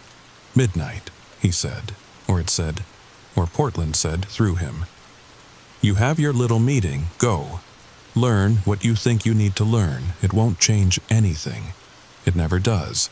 But the marked deserve their illusions." He walked back to our apartment. Became Jake again with each step. By the time he closed the door, I could almost believe he was human, almost, that evening. While Jake and I waited for pizza, I tried to act normal. We watched the Blazers lose to the Lakers, complained about our boss, argued about whether the new food cart on Hawthorne was worth the hype, but I kept catching him glancing at my wrist, even through my hoodie sleeve, like he could see the numbers beneath. "You sure you're okay?" he asked during a commercial break. "You seem, I don't know, different." "Just tired," I said. "Haven't been sleeping well." He nodded slowly. "Yeah, I get that. The city can mess with your head sometimes. All the rain, the gray, makes you see things that aren't there. But the stamps are there, you saw them. Did I?" He wasn't looking at me anymore. Stared at the TV even though it was showing a commercial for mattresses. Memory's funny sometimes. Maybe I was just playing along. My blood turned to ice water. "Jake, you saw them, you asked about them, this morning." He finally looked at me. His expression was blank, careful. But his eyes were full of sorrow. "I don't remember that, Connor. I think you should get some sleep." The pizza arrived. We ate in silence. Pepperoni and mushroom. Same as always. But it tasted like ash. Like roses. Like rain. At 11:30, I made my move. "I need to grab something from the store," I said. "Running low on deodorant." "Now? It's almost midnight." 24-hour Walgreens won't take long." He studied me. The thing wearing Jake's face studied me. "Be careful out there. Portland's different at night. Shows its true face. I'll be fine. Will you?" He turned back to the TV. The marked rarely are. I didn't sleep. I drove to the Pearl District. Parked 3 blocks from the meeting spot. Walked the rest of the way through empty streets that felt too alive. Every shadow had weight. Every reflection in store windows showed movement that wasn't there. The corner of NW to 10th and Everett was deserted. Just closed shops and expensive condos, a few streetlights fighting the darkness. I checked my phone. 11:58. "You came." I spun around. A woman stood behind me, mid-30s, tired eyes, familiar but not. "PDX Night Owl 23? Call me Rachel and roll up your sleeve." I did. The numbers were darker now, almost 3-dimensional. 6, 5, 4. She showed me her wrist, scars, deep ones, in the shape of numbers. 3, 2, 1. "You stopped it," I breathed. "No, I delayed it. There's a difference." She glanced around nervously. "They'll know we're meeting. They always know. But they're curious creatures. They want to see what we'll do, how we'll fight. It amuses them. Tell me everything. Walk with me. Movement makes it harder for them to listen." We walked through the Pearl, past dark galleries and fusion restaurants. Our footsteps echoed wrong, like we were walking through a much larger space. "Portland's old," Rachel began. "Older than the city." older than the name. There's something in the land, in the river, something that was here before humans and will be here after. The indigenous peoples knew, fed it stories, kept it satisfied. But then we came, built our city, forgot the old agreements, and it adapted, learned to feed itself. She turned down a darker street. I followed. Every city has missing people, but Portland's different. Our missing aren't gone, they're infrastructure. They're in the bones of buildings, the roots of trees, the rain that never stops. Why the numbers? Why the countdown? Ritual, ceremony. The old ones like their sacrifices willing. The countdown gives us time to accept, to understand, to stop fighting. She laughed bitterly. Most do. By day 3 or 2, the calling gets so strong. You want to join, want to be part of something eternal. But you fought. I tried to run, made it to Seattle, woke up in my Portland apartment, tried to drive to California. Every road led back. The city won't let us go once we're marked. She stopped at a small park, sat on a bench. I sat beside her. On my last day, when the numbers reached 0, I did the only thing I could think of. What? She held up her scarred wrist. I carved them out, cut deep, bled until I couldn't bleed anymore. And it worked. Sort of. Sort of. The countdown stopped, but I'm still marked. Still tied to this place. I can't leave Portland. Can't sleep without dreaming of becoming rain. Can't look at roses without hearing whispers. She met my eyes.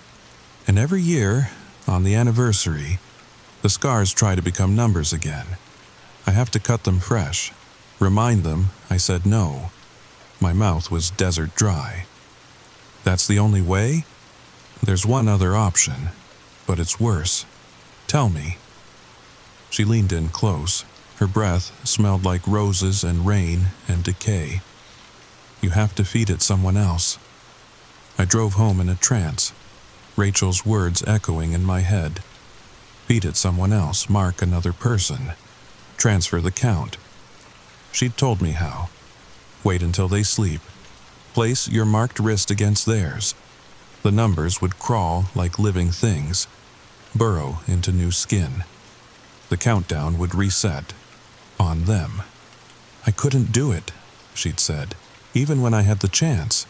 Even when some drunk guy at a bar passed out next to me, I couldn't make someone else go through this, so I chose the scars instead.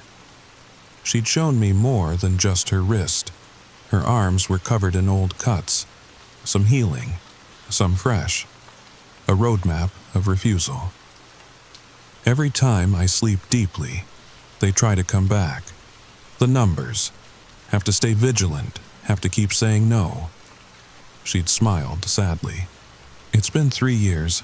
I'm so tired, Connor. Sometimes I wonder if I should have just let it happen. If being part of Portland would hurt less than fighting it. Why don't you leave? Move somewhere else. I told you, I've tried. The city won't let me go. I'm marked forever. Just differently than the others. Now, driving through empty Portland streets.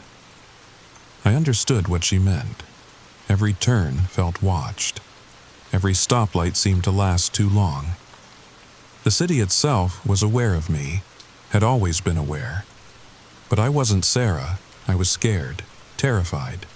And I had 4 days, maybe less, to decide if my life was worth more than someone else's. The apartment was dark when I got back.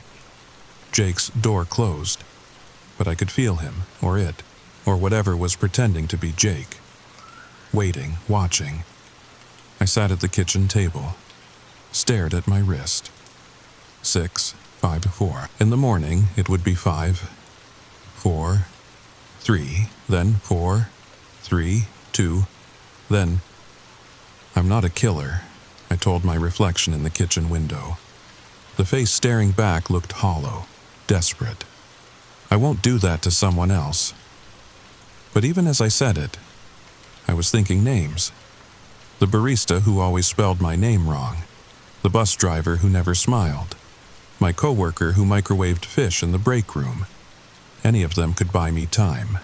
7 days, 10, 15, whatever number Portland chose. I can hear you thinking, Jake's voice from behind me. I hadn't heard him approach. The marked always think so loud near the end. I turned. He stood in the doorway, pajama pants and an old t-shirt, looking completely normal except for his eyes. His eyes were older than the city, older than anything should be. "Can't sleep?" he asked. "Would you? Knowing what's coming?" He sat across from me. I slept fine those last days, once I accepted it. He tilted his head. "You met with Rachel." Not a question. "How do you know about—" "We know all the marked, even the ones who refuse, especially them. She's fascinating. So much pain for so little purpose. She could have been eternal. Instead, she's just scarred. She's free, is she? Can't leave the city. Can't sleep peacefully. Can't live without bleeding. That's not freedom, Connor. That's a different kind of prison."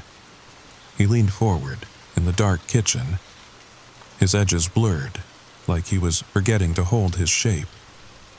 "You're thinking about the transfer. They all do eventually. Wonder if their life matters more than a stranger's. If survival justifies—" He smiled. "What's the word? Murder? It's not murder if they just become part of the city, isn't it? They cease to exist as themselves, become fragments of Portland's hunger. How is that different from death? You're all still here, still conscious. Are we?" His form flickered. For a moment I saw through him to the kitchen wall. Or are we just echoes? Memories the city uses to communicate? Do you think Jake's still in here? Or am I just wearing his face because it's familiar to you? I couldn't answer. Didn't want to answer. 3 more days, he continued. 3 more days to be Connor Matthews. To have your small life and smaller dreams. Or eternity as part of something greater. Something that matters. Portland doesn't matter. It's just a city. Just a city? He laughed. Jake's laugh, but older. Deeper. Cities are the greatest organisms humanity ever created. They live, they breathe, they grow, and sometimes they need to feed. He stood, moved to the window. Outside, Portland glittered in the darkness. Every light out there is a life. Every building a body. Every street a vein. We're all part of it, Connor. The only difference is some of us know it. I won't give in. They all say that. He turned back to me. For a second, just a second, I saw Jake. The real Jake. Terror in his eyes. Trying to scream through a mouth that wouldn't obey. Then it was gone. But the countdown has a way of changing minds. Wait until day 2, when you can hear the city breathing, when every raindrop sounds like your name. He walked past me, stopped at his bedroom door. Sweet dreams, Connor. Enjoy them. You don't have many left. I didn't go to bed. Couldn't. Instead, I sat at my computer and started typing. Everything. Rachel's scars, Jake's transformation, the history I'd found. If I was going to disappear, I wanted a record. Proof I'd existed. Proof I'd fought. Around 4 a.m., my phone rang. Mom. Connor? Honey, are you okay? I had the strangest dream. Mom? My voice cracked. It's 4 in the morning. I know, I'm sorry. But I dreamed you were calling for me. Like when you were little and had nightmares. You kept saying you were lost, that the city was eating you. She paused. It felt so real. I closed my eyes, tried not to cry. I'm okay, Mom, just stress. You know how it is. Are you sure? Because your father and I could drive up, be there by lunch. If you need us, no. The word came out too sharp. No, I'm fine, really. Just working too hard. Connor. Her voice was soft, worried. You know you can tell me anything, right? No matter how strange or scary? For a moment, I almost did. Almost told her about the numbers, the countdown, the city that was hungry for her son. But what could she do? Drive to Portland and get marked herself? Watch me disappear day by day? I know, Mom. I love you. I love you too, sweetheart. Take care of yourself. After she hung up, I sat in the dark and cried. Quiet tears, desperate tears, the kind that come when you realize you're truly alone with something impossible. Outside, Portland waited, patient, hungry, eternal. Thursday arrived gray and drizzling. I checked my wrist with dread. 5, 3. The numbers looked different now, wet, like fresh ink, like blood. When I touched them, my finger came away red. No, not blood, rose petals, crushed rose petals that dissolved as I watched. I called in sick again. My manager sounded concerned. This is the second day, Connor. Do you need to see a doctor? Maybe, I admitted. I'll let you know. Take care of yourself. We need you healthy. Did they? Would they even remember needing me in 5 days? Or would someone else have always had my job? I made coffee, burnt toast I couldn't eat. Tried to pretend this was a normal Thursday, but everything felt different. The walls breathed, the floors pulsed. The city was inside my apartment now, waiting. My laptop was still open. The document I'd been writing stared back at me.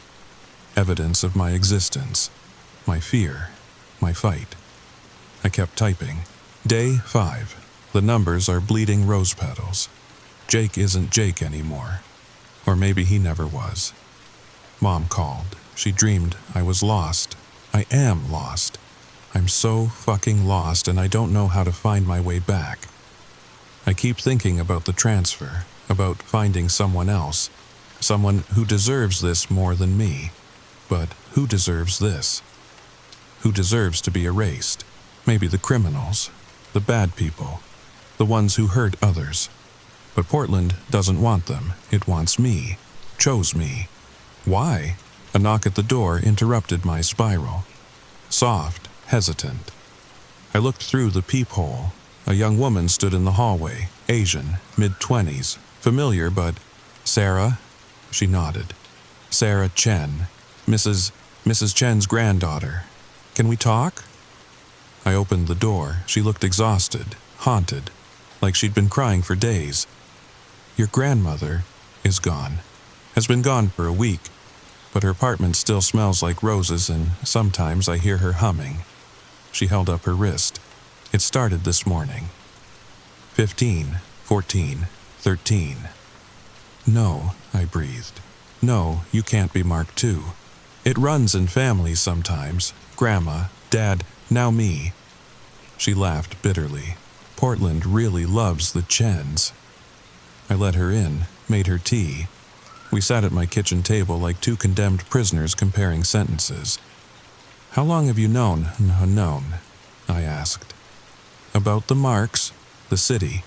My whole life, Dad told me stories, warned me, said if the numbers ever came, I had to run, had to leave Portland immediately. She sipped her tea. But you can't run from something that's inside you, that's been inside you since birth. Rachel said. Rachel cut them out. I know. Dad tried that once. The scars got infected. Nearly killed him. Portland doesn't like being denied. She studied my numbers. 5 days. That's rough. Your grandmother had 15. 15 days to say goodbye, to settle affairs, to accept. She set down her cup. I won't get that luxury. The counts are getting shorter. Portland's getting hungrier. We sat in silence. 2 marked souls in a kitchen that felt less real by the hour. "There's something else," she said finally. "Something the stories don't tell, about what happens after. After the count ends, after we're absorbed, we don't just disappear, we become nodes, connection points. The city uses us to mark others, to spread." She met my eyes. "Your grandmother marked me through blood, through love. Who will you mark, Connor? No one. I won't do that. You won't have a choice. Once Portland takes you, you become its instrument, its hunger wearing a familiar face." She stood. I should go. Being near another marked person, it accelerates things, makes the city pay attention. At the door, she paused. "My dad left notes, hidden in places Portland can't see, under running water, in flames, behind mirrors. If you want to know more, really know, check behind your bathroom mirror. The older buildings all have them, messages from the marked." Then she was gone, and I was alone again with my bleeding numbers and the breathing walls. I went straight to the bathroom, removed the medicine cabinet mirror with shaking hands, and there, scratched into the drywall, were words. Dozens of them, maybe hundreds, different handwriting, different decades. Portland hungers. 1967, they're in the walls. 1983, don't trust the rain. 1991, it's beautiful when you stop fighting. 2003, help me. I'm still here. 2010, the roses know everything. 2015, 0 isn't the end. It's the beginning. 2019, and at the bottom, in writing so fresh the drywall was still white where it had been carved. Connor, you're not the first in this apartment. You won't be the last. We're all still here, waiting, watching. Soon you'll understand. Soon you'll be home. Everyone who came before I touched the words felt decades of fear and acceptance in the grooves. How many people had lived in this apartment? How many had been marked? How many were now part of the walls I'd thought were mine? "Hello, Connor." I spun it around. The bathroom was full of people. Translucent, shifting, young and old, all bearing the ghost of numbers on their wrists. "We've been waiting for you," a woman in 1960s clothing said. "Waiting so long for another to join our little family." "You're the absorbed." Such an ugly word, a man in a bomber jacket replied. "We prefer residents, permanent residents." They pressed closer. The small bathroom became smaller. Their faces blurred together into a single hungry mass. 5 days is too long, they whispered in unison. Why not join us now? Why suffer? Why fight? Portland is patient, but we're so hungry for new stories, new lives, new blood to keep us real. I pushed through them. They felt like cold rain, like rose thorns, like every lonely night I'd spent in this city. They followed me to the living room, filled every corner, every shadow. "You can't escape," they sang. "No one escapes. Portland loves you. Portland chose you. Portland will have you." I grabbed my keys, my wallet, my laptop, shoved them in a bag. "Running? How original, how futile. Where will you go that Portland can't follow?" I didn't answer, just ran. Out of the apartment, down the stairs, into my car. The absorbed pressed against the windows, wrote messages in the condensation. "Come back, you're ours. Stop fighting, it's beautiful here." We're waiting. I drove without direction. Just away. Away from the apartment, away from the absorbed, away from the countdown bleeding roses on my wrist. But every street led back. Every turn brought me closer to downtown, to the heart of Portland, to the hungry center that pulled all marked souls home. By noon, I was parked by the Willamette, watching the bridges, counting my remaining days like prayer beads. 5, 4. No, I looked again. 4, 2. I'd lost another day, lost it to fear, to running, to the city's endless appetite. My phone buzzed, text from an unknown number. Stop fighting, Connor. It doesn't hurt, I promise. Jake, the real one. I threw my phone in the river, watched it sink, wondered if I should follow, but I didn't. Because I'm stubborn, because I'm scared, because I still believe there might be a way out. I have to believe. It's all I have left. I spent that night in my car, parked in a Walmart lot in Gresham, as far from Portland Center as I could get while still being in the metro area. Every time I tried to drive further, the roads curved back, GPS malfunctioned, street signs lied. The city had me on a leash, and the leash was getting shorter. I woke Friday morning to someone tapping on my window. A security guard, tired eyes, patient expression. Can't sleep here, friend. Sorry, I'll move. He started to walk away, stopped, turned back. You're marked, aren't you? I rolled up my sleeve. The numbers were wet again, dripping rose-scented blood that vanished before it hit anything. 3, 2, 1. He nodded sadly. My daughter was marked last year. Started with 7 days. Made it to 2 before she gave in. Said the calling got too strong. The city too beautiful to resist. Where is she now? Everywhere, nowhere. Sometimes I see her in puddles, hear her in the rain. She's happy, I think. Or at least, not suffering anymore. I'm sorry. Don't be. We all end up somewhere. She just ended up as Portland. He walked away, called over his shoulder. Good luck, friend, what's left of it. I drove back toward the city. Not because I wanted to, because I had to. The pull was stronger now, like gravity, like magnetism, like love. The numbers on my wrist pulsed with my heartbeat. 3, 2, 1. 3 days. 3 days left to be Connor Matthews. Database analyst. Son, brother, human. I pulled over at a coffee shop, needed caffeine, needed normal, needed to pretend for just a few more minutes that this wasn't happening. The barista smiled at me, pretty, early 20s, nose ring. The kind of person I might have asked out in another life. A life where I wasn't counting down to absorption. What can I get you? Large coffee, black, and I hesitated. Can I ask you something weird? Her smile faltered slightly. Sure. Do you ever feel like Portland's alive? Like actually alive? She relaxed. Oh, totally. This city has major personality. Sometimes I swear it knows what coffee I need before I do. She started pouring my order.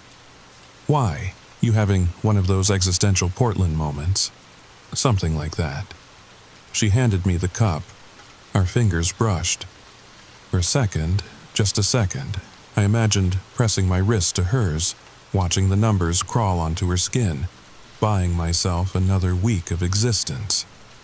I jerked my hand back. Coffee sloshed. You okay? She asked. Fine. Sorry.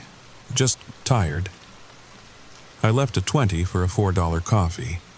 Fled before I could think more about the transfer, about survival, about becoming the monster Portland wanted me to be. I drove to Forest Park, parked at the lower Macleay entrance. If I was going to spend one of my last days, might as well spend it in nature, or what passes for nature in a city. The trees felt different, aware. Their roots went deep, deeper than just soil, down to whatever Portland really was, whatever had been here before humans put a name on it. I hiked without purpose, let my feet choose the path, and somehow Unsurprisingly, I ended up at the witch's castle. The old stone ruins that everyone said were haunted. They weren't haunted. They were a mouth. Portland's mouth, where it had first learned to taste human stories. Rachel sat on a stone wall, like she'd been waiting. "Day 3, she said without looking up. "That's when most people feel it, the pull. How did you know I'd be here?" "All the marked come here eventually. It's where the counting started, back when this was just forest and hunger." She showed me her wrists, both of them now. The scars were fresh, bleeding. "It's getting stronger, harder to refuse." I sat beside her. "Sarah Chen is marked now." "I know, 15 days. Lucky her." Rachel pulled out a knife. Small, sharp, clean. "I'll have to do the other arm soon, running out of room for scars. How long can you keep this up?" "Until I can't. Until I'm too weak to cut, too tired to bleed. Then Portland wins." She looked at me. Really looked. "You're thinking about the transfer." "No. Liar. They all think about it. The survival instinct is strong. Stronger than morality sometimes. I won't do it. What if it was someone bad, someone who deserved it? Portland doesn't care about good or evil. Just hunger." She stood, paced. "There's a man in Lentz. Beats his kids. Drinks. Drives. Hurts people. You could mark him, save yourself, maybe even do the world a favor. You're testing me. Portland's testing you. I'm just the messenger." She stopped pacing. "You want to know a secret? The transfer doesn't work the way you think. Oh, the numbers move, the countdown resets. But you're still marked, still tied to this place, and when the person you marked reaches 0, you feel it. Feel them join the city, feel their confusion, their fear, their hate. You tried it. Once. Day 2. Desperate. Drunk guy at a bar. Pressed my wrist to his while he was passed out." She touched her scars. "The numbers moved. I had 7 new days. He woke up screaming, ran. I followed. Watched him go through what I'd gone through. Watched him beg, cry, fight. And on his last day, when Portland took him, I felt every second, still feel it. He's in the rain now, in the roses, and he hates me forever." "So you started cutting instead." "Physical pain fades. What I did to him, that's eternal." She headed for the trail. "Good luck, Connor. Whatever you choose, live with it or don't live. Portland's patient either way." I stayed at the witch's castle until sunset, listening to the city breathe through ancient stones, feeling the pull get stronger. The numbers on my wrist weren't just bleeding now. They were moving, shifting, trying to become something else. Something more. 2, 1, 0. No, I blinked. Still 3 days. 3, 2, 1. But the 0 had been there. Waiting, patient. A promise of what was coming. My phone. Wait. I'd thrown my phone in the river. But it was in my pocket. Dry, working. Like it had never left. Dozens of missed calls. Mom, Dad, my sister, work, numbers I didn't recognize. I called Mom back. "Connor, thank God, we've been so worried. You haven't answered in days." Days? It had been hours. Hadn't it? "I'm sorry, Mom, just dealing with something." "Are you in trouble? Do you need help? We can—" No, I'm okay. I just wanted to hear your voice." "Honey." She was crying. I could hear it. "I had another dream. You were fading, becoming transparent. I could see through you to something else, something hungry. It was just a dream, Mom." "Was it? Because I called your work. They said they don't have an employee named Connor Matthews. Said they never have." My blood turned to ice. That's impossible. I've worked there for 3 years. "I know, honey, I know. That's why I'm scared. What's happening to you?" I couldn't answer. because I was looking at my driver's license, watching my name fade, letter by letter. Like Portland was already erasing me, already making room for what I'd become. I love you, Mom. Tell Dad and Jess I love them too. Connor, wait. I hung up, turned off the phone, threw it again, this time into the trees, heard it hit the ground, felt it appear in my pocket. Portland wasn't letting go, wasn't letting me say goodbye on my terms. Everything would be on the city's schedule, the city's hunger. I drove back toward downtown, not because I wanted to, because the roads wouldn't go anywhere else. Every turn led toward the center, toward the river, toward home. I ended up at Tom McCall Waterfront Park. Midnight. The Hawthorne Bridge lit up like bones against the dark. The river moving like black blood. Others were there. The marked. I could see them now, all of them. Different stages of counting. Different levels of transparency. A teenager with 12, 11, 10 on her wrist. Still solid, still fighting. A man with 5, 4, 3, half there, edges blurring. An old woman with 1, 0, more gone than present, smiling like she'd discovered a secret. "Welcome," she said. Her voice was wind through leaves. "Welcome to the gathering. What is this?" Friday night, the marked meet, share stories, count together. She drifted closer. Through her chest I could see the river. It helps, being around others who understand. More arrived, dozens, all bearing numbers, all in various stages of dissolution. "I'm Marcus," said a man who looked 30 but felt older. "Started with 20 days, thought I had time. But time moves different when you're marked. Days become hours. Hours become heartbeats." "Jennifer," said a woman whose numbers glowed like neon. "Tried to burn them off. They came back brighter. Portland likes its jokes." "David," whispered a boy who couldn't be more than 16. "My whole family's marked. Generation after generation. We're Portland royalty or Portland food. Same difference. They shared their stories, their fears, their acceptance. Some had tried to run, some had tried to fight. Some had tried to transfer the marks. All had failed. But it's not so bad," the old woman said. "Being part of Portland, you'll see. When your number comes, when you join us, it's like coming home. I don't want to come home. I want to stay me. You'll still be you, just more, eternal everywhere." She reached for my wrist with fingers made of mist. "May I?" I didn't pull away. Couldn't. She touched the numbers. 3, 2, 1. For a moment, I saw through her eyes, saw Portland as it really was. Not a city, not a place, a living thing. Ancient, hungry, beautiful, terrible. Fed by stories and souls and the small sacrifices of everyday life. And I was part of it, had always been part of it.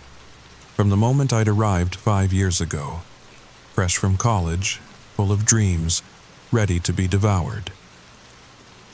"You see," she whispered, "you've always belonged to us.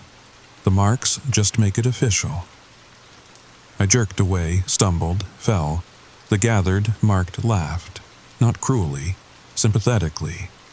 They'd all been where I was, fighting the inevitable. 3 more days, someone said. 2.5, another corrected. "Look at the blood. He's accelerating." I looked. They were right.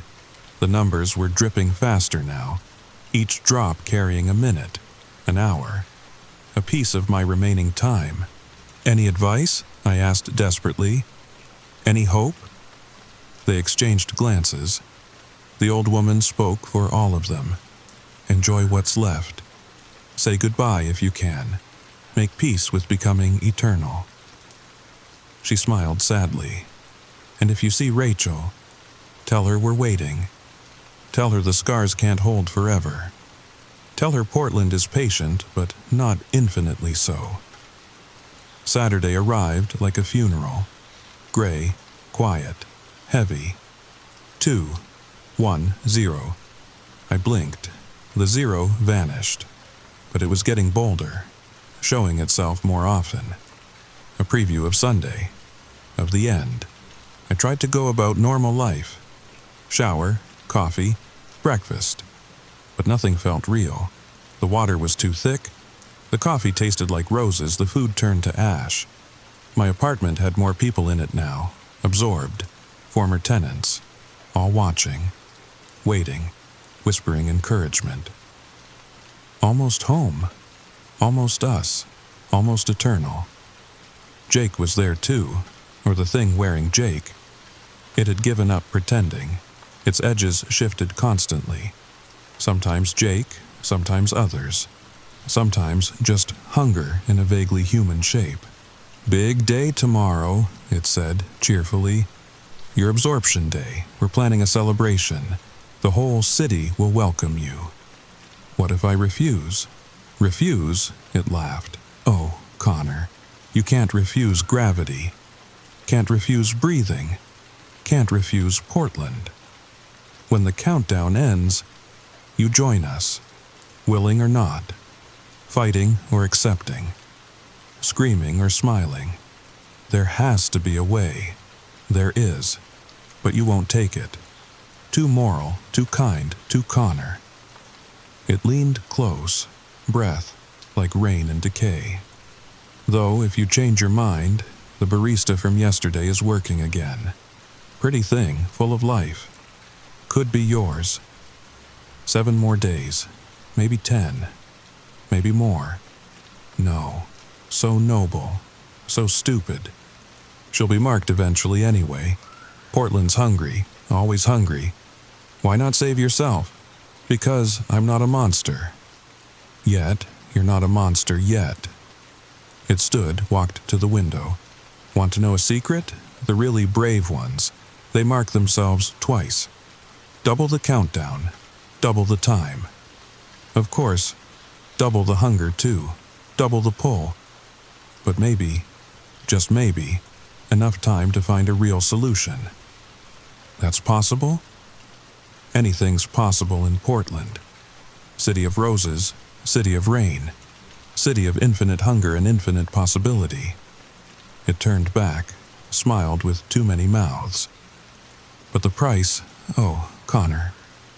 The price for defying the count twice. You'd beg for simple absorption.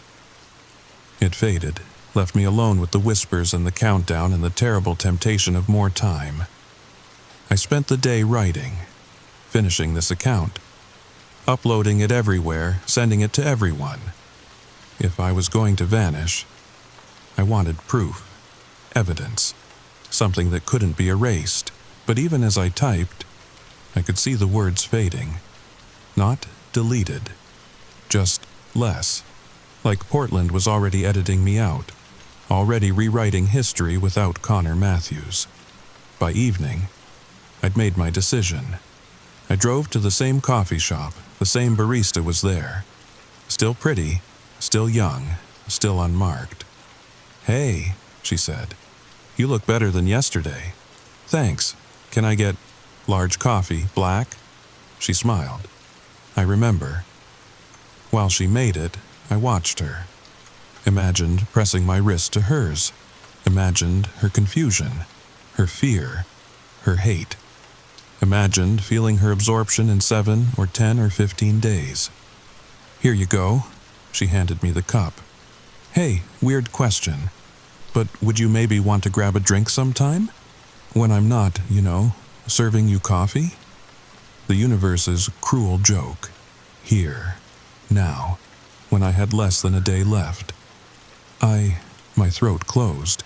"I'd love that, but I'm leaving town tomorrow, sorry." "Oh, well, if you're ever back in Portland," "Yeah, maybe." I left, drove away, parked by the river and cried for her. For me. For everyone marked by this hungry city. My wrist burned. I looked down, 1, 0. The zero was staying longer now. The dash, whatever that meant, flickering in and out of existence. Tomorrow, Sunday, the end. I thought about Rachel, her scars, her defiance, her pain. I thought about the transfer, the barista, the drunk man, anyone. I thought about the double mark. More time, more hunger, more hope. I thought about my family, already forgetting, already rewriting their memories without me. I thought about Portland, patient, eternal, hungry. And I made my choice. It's Saturday night now, almost Sunday, almost zero. I'm at the witch's castle again, where it all started, where the city first learned to count. The knife is sharp, the night is quiet. The numbers pulse with my heartbeat. 1, 0, but there's something else now. Something I discovered in the old messages. The ones hidden where Portland can't see. The count isn't just a countdown, it's a conversation, a negotiation, and every mark, every person absorbed, adds their voice to the city's hunger. We become Portland, but Portland becomes us too. And if enough of us refuse, if enough of us fight, maybe we can change what it means to be absorbed. Maybe we can feed the city something different, something better. Or maybe that's just the desperate hope of someone about to disappear.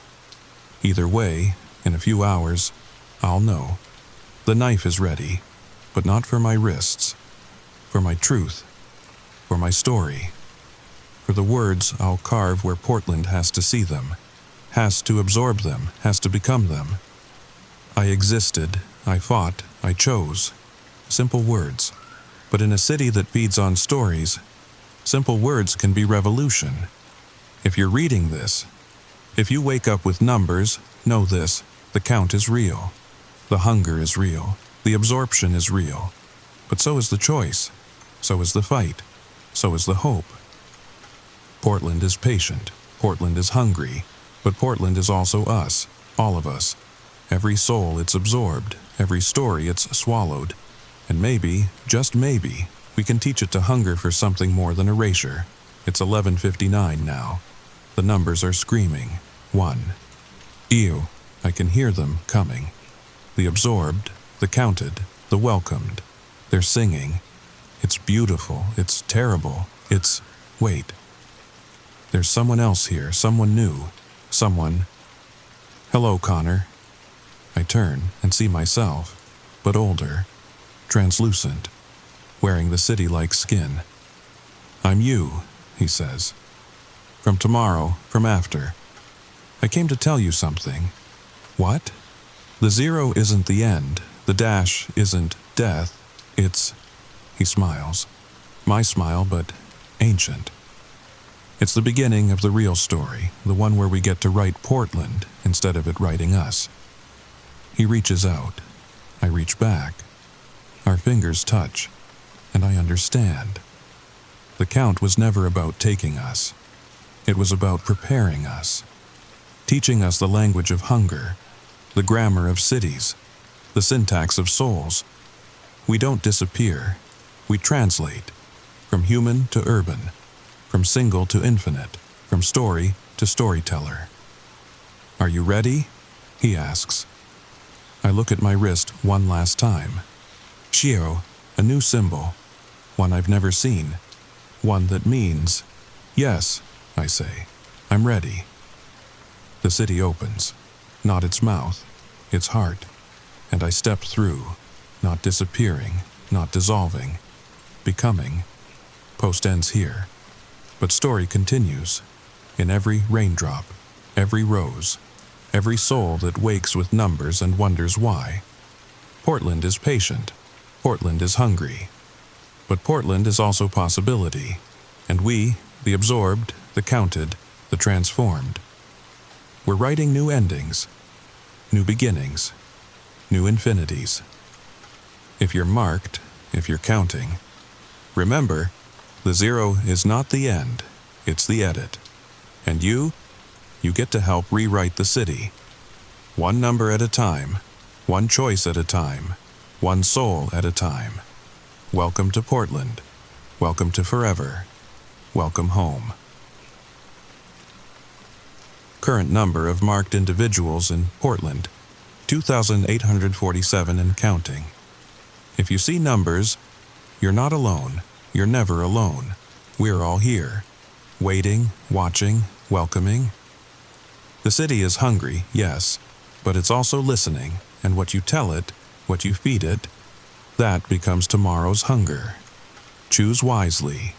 Choose bravely. Choose knowing that 0 is just another beginning. Remember us. Remember yourself.